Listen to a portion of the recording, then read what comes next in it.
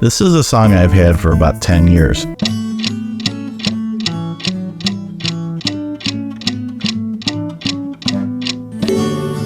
A song that possibly Identical Sons could have done, but because it was basically all written, I had all the chords and the structure already figured out. I wrote all the lyrics, so it really made no sense to hand that over to Identical Sons. The song is basically about how we are so impatient about things that we're always looking for some other thing in the future to make us happy. Whether that be some little kid looking forward to having a girlfriend, or it may be a young couple thinking that they have to go on some fancy vacation, or maybe it's we've lost a loved one and think in some afterlife we will connect with them again. Why is it that we're always looking for something else? Why can't we just enjoy the moment? When I wrote the song originally, I had intended on it being two different voices, a male and female. And I had recorded it with my wife singing, I had recorded it with my daughter singing.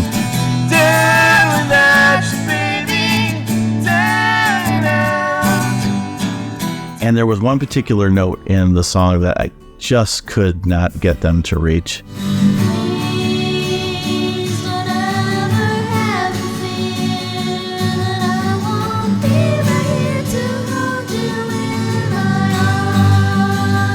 Many years later then, for me and my wife's 10th anniversary, I had the song professionally recorded by a couple of indie artists, Steve Edgars and Kelly Jones.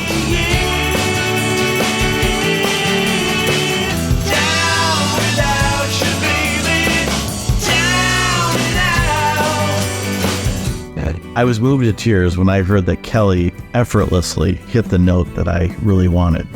Don't ever have the fear that I won't be here to hold you in my arms. So that song became produced and wound up on my 5th solo album, the compilation of other artists doing songs that I wrote previously. So for this album, I decided to sing that song myself. In order to achieve hitting that note, I just went down an octave. Please don't ever have the fear that I won't be here to hold you in my arms. The song is just a basic little love song about how you miss your significant other while they're not around you.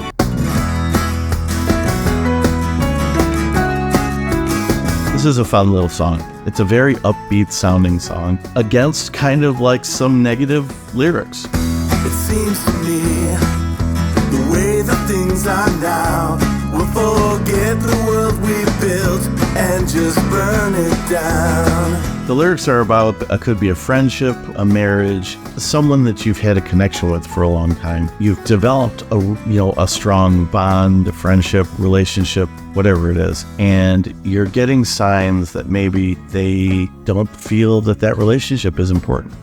It's a song of fear. I'm afraid that we're going to lose what we have. The idea of the feeling of the song came from the group Fastball, the song Out of My Head. It's really kind of a short song. Was I out of my head or was I out of my mind? How could I have ever been so blind? I wanted to kind of capture that same kind of feeling, even though mine doesn't sound anything like it at all, which I guess that's good. As I'm recording this today, it is a sunny day, and that makes you feel good, especially here in the Northwest Ohio area. Now, I don't mind when it's overcast. I don't even mind sometimes when it rains. I don't even mind snow. There's some aspects of snow I don't like, but anytime though, when there's a sunny day, it's always a good feeling. I had a friend that moved out to Arizona, and I wondered if being in sunny weather all the time would be a bit depressing in itself. What? I know that seems odd. I feel like when it's sunny, you have to be doing something, like all the time. And when it's overcast, you can kind of take it easy and just relax and just make an excuse. Oh, the weather, whatever. So I have a line in there. What if every day you knew was always this sunny? Would you feel too funny? I don't know. It's just my way of just wondering, would I just miss having overcast days so that I can just be lazy, watch a movie, do something inside for the day? Because when it's sunny, you feel like you gotta be outside. The song is heavily influenced by Mr. Blue Sky. Mr. Blue Sky, please tell us why you had to hide away for so long. It's not a secret. It's gonna be a sunny day. The clouds are gone and there seems to be rain in sight. If you know Mr. Blue Sky, you're going to recognize the production and the feeling of the song right away. It's bubbly, it's upbeat, it's very sunny feeling. And it's my homage to Jeff Lynne and ELO because I've always loved the band growing up. The song is more of the rockier song on the album. It has almost like a heavy guitar sound, which is done with the Roland. I wrote the song on the spot.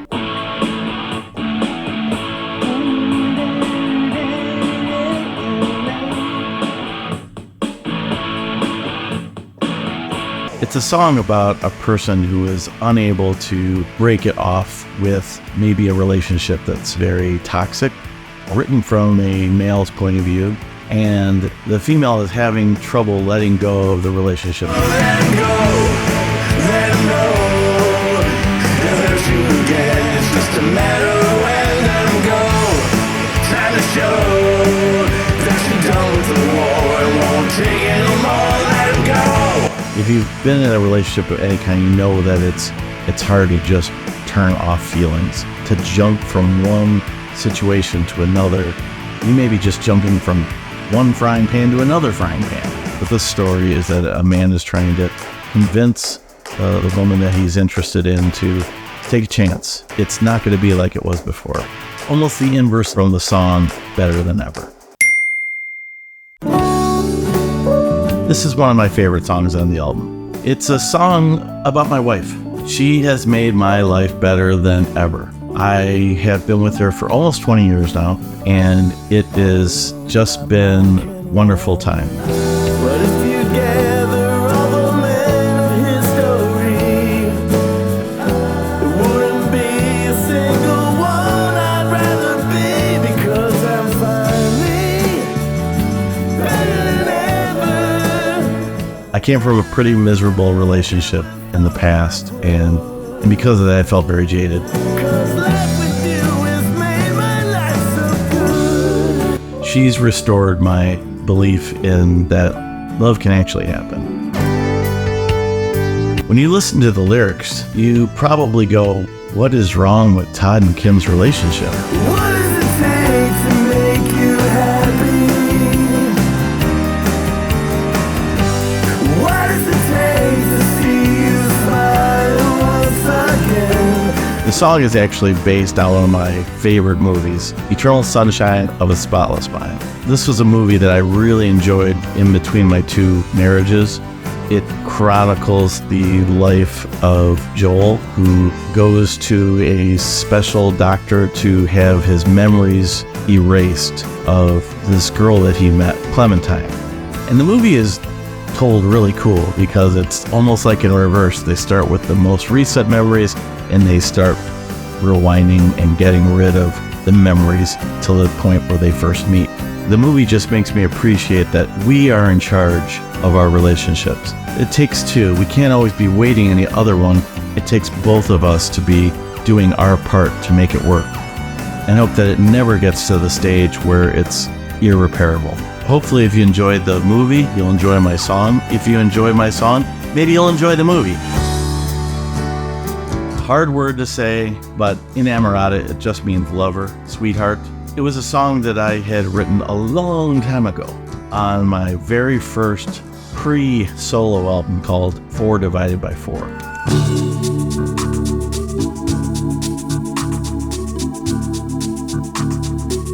We had taken part of that song and used it in a complexity song called simply Inamorata. It had little different segments of music.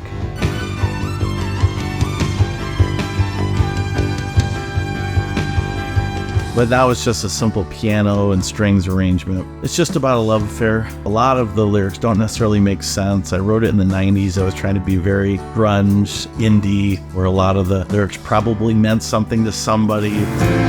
Cast your wave upon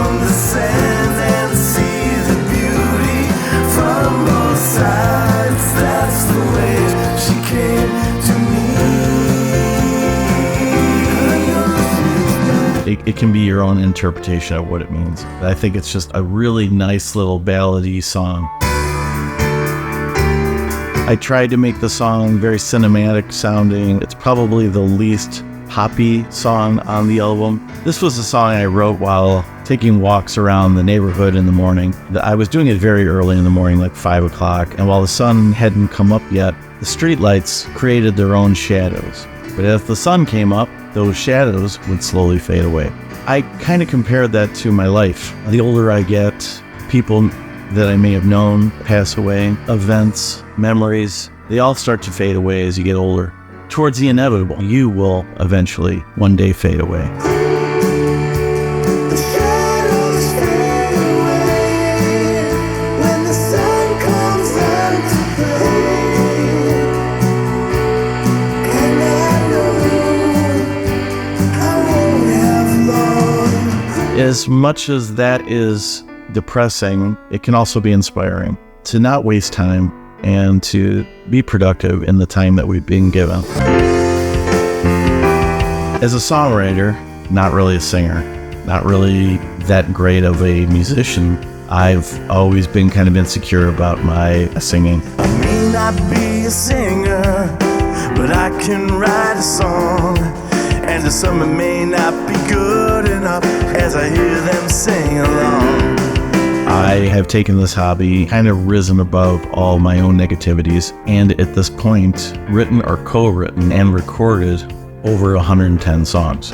But the song isn't just about that. The song is also about maybe insecurities of you thinking too much about what other people think of you. Ultimately, in the end, it doesn't really matter. The only person that matters are the people that are important to you. Your family, your close friends. Those are the people that really should only matter to you. The song almost became the title song for the album, but I didn't want anyone to take away that I just did these songs with half effort. So I decided not to call the album that. And the summer may not be good enough, but I heard you sing along.